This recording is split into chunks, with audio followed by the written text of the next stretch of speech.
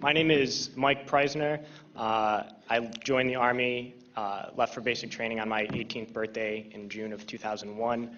I was assigned to the 10th Mountain Division, and in March of 2003, I was attached to the 173rd Airborne Brigade and deployed to northern Iraq. So when I first joined the Army, we were told that racism no longer existed in the military. A legacy of inequality and discrimination was suddenly washed away by something called the Equal Opportunity Program. We would sit through mandatory classes, and every unit had this EO representative to ensure that no elements of racism could resurface. And the Army seemed firmly dedicated to smashing any hint of racism. And then September 11th happened, and I began to hear new words like towel head and camel jockey, and the most disturbing, sand nigger. And these words did not initially come from my fellow soldiers, but from my superiors, my platoon sergeant, my company first sergeant, battalion commander. All the way up the chain of command, these terms, these viciously racist terms, were suddenly acceptable. And I noticed that the most overt racism came from veterans of the first Gulf War. And those were the words they used when they were incinerating civilian convoys. Those are the words they used when this government deliberately targeted civilian infrastructure, bombing water supplies, knowing that it would kill hundreds of thousands of children. Those are the words the American people used when they allowed this government to sanction Iraq. And this is something that many people forget, and we can't forget, is that we've just learned that we've killed over 1 million Iraqis since this invasion, but we already killed 1 million Iraqis in the 90s through sanctions and bombings prior to this invasion. So the number truly is much higher. But when I got to Iraq in 2003, I learned a new word, and that word was Haji. Haji was the enemy. Haji was every Iraqi. He was not a person, a father, a teacher, or a worker. And it's important, we've heard this word a lot during Winter Soldier, but it's important to understand where this word came from. And to Muslims, the most important thing is to take a pilgrimage to Mecca. It's the Hajj. And someone who has taken this pilgrimage is a Haji. And it's something that in traditional Islam is the highest calling in the religion. So we took the best thing for a Muslim and made it into the worst thing. But history did not start with us, and since the creation of this country, racism has been used to justify expansion and oppression. The Native Americans were called savages, the Africans were called all sorts of things to excuse slavery, and Vietnam veterans know of the multitude of words used to justify that imperialist war. So Haji was the word we used. It was the word we used on this particular mission I'm going to talk about. And we've heard a lot about different raids and kicking down the doors of people's houses and ransacking their houses. But this mission was different, a different kind of raid. I never got any explanation for these orders. We were only told that this group of houses, 5 or 6 houses, were now property of the U.S. military, and we had to go in and make those families leave those houses. So we went to these houses and informed the families that those homes were no longer their homes. We provided them no alternative, nowhere to go, no compensation, and they were very confused and very scared and did not know what to do and would not leave, so we had to remove them from those houses. One family in particular, a woman with 2 small girls, a very elderly man and 2 middle-aged men, we dragged them from their houses and threw them onto the street. And arrested the men because they refused to leave, arrested the old man, and sent them off to prison. And at that time, I didn't know what happened to people when we tied their hands behind their back and put a sandbag on their head. But unfortunately, a few months later, I had to find out. We were short interrogators, so I was assigned to work as an interrogator. And I oversaw and participated in hundreds of interrogations. One in particular I'm going to share with you. It was a moment for me that really showed me the nature of this occupation. This particular detainee, when I was sent to interrogate him, he was stripped down to his underwear, hands behind his back, and a sandbag on his head. I never actually saw this man's face. My job was to take this metal folding chair and just smash it against the wall next to his head. He was faced against the wall with his nose touching the wall, while a fellow soldier just screamed the same question over and over again. No matter what his answer, my job was to slam the chair against his wall.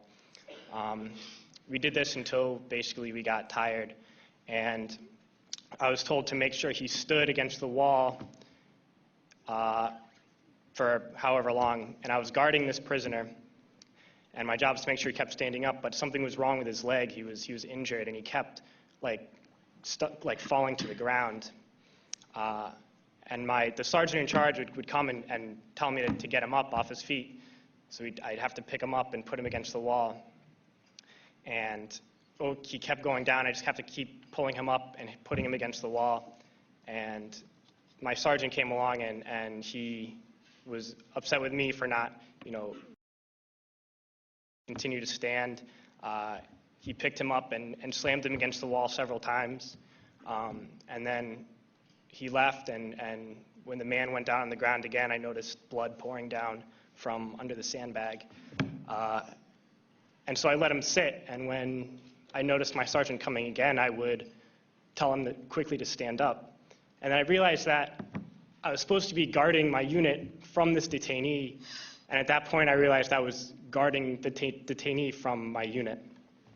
And I tried hard to be proud of my service, but all I could feel was shame, and racism could no longer mask the reality of the occupation. These were people, these were human beings. I've since been plagued by guilt anytime I see an elderly man, like the one who couldn't walk, who we rolled onto a stretcher and told the Iraqi police to take him away. I feel guilt anytime I see a mother with her children, like the one who cried hysterically and screamed that we are worse than Saddam as we forced her from her home. I feel guilt anytime I see a young girl, like the one I grabbed by the arm and dragged into the street. We were told we were fighting terrorists. The real terrorist was me, and the real terrorism is this occupation. Racism within the military has long been an important tool to justify the destruction and occupation of another country.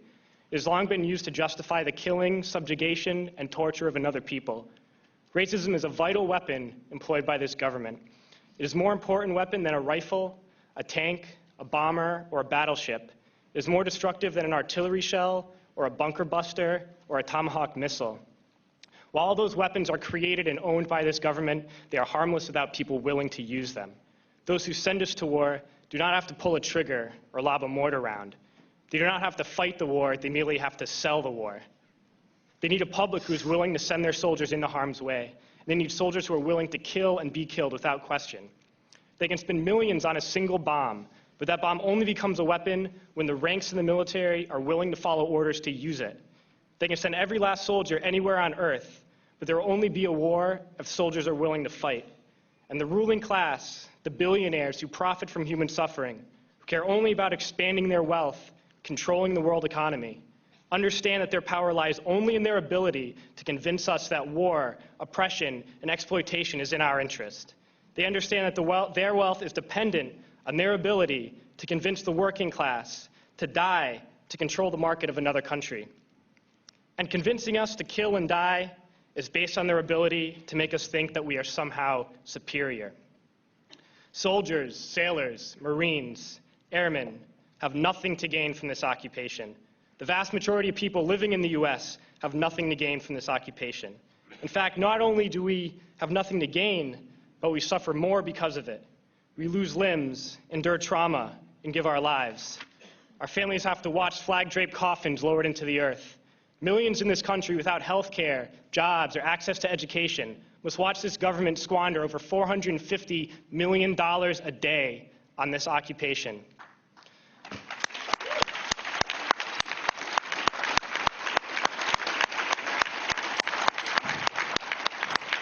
Poor and working people in this country are sent to kill poor and working people in another country to make the rich richer. And without racism, soldiers would realize that they have more in common with the Iraqi people than they do with the billionaires who send us to war.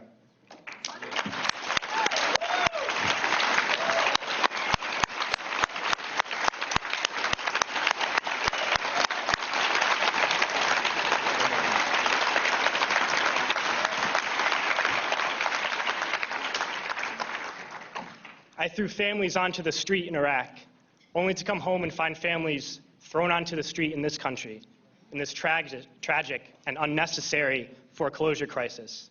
And we need to wake up and realize that our real enemies are not in some distant land. They're not people whose names we don't know and cultures we don't understand. The enemy is people we know very well and people we can identify. The enemy is a system that wages war when it's profitable. The enemy is the CEOs who lay us off from our jobs when it's profitable. It's the insurance companies who deny us health care when it's profitable. It's the banks who take away our homes when it's profitable. Our enemy is not 5,000 miles away. They are right here at home. And if we organize and fight with our sisters and brothers, we can stop this war, we can stop this government, and we can create a better world.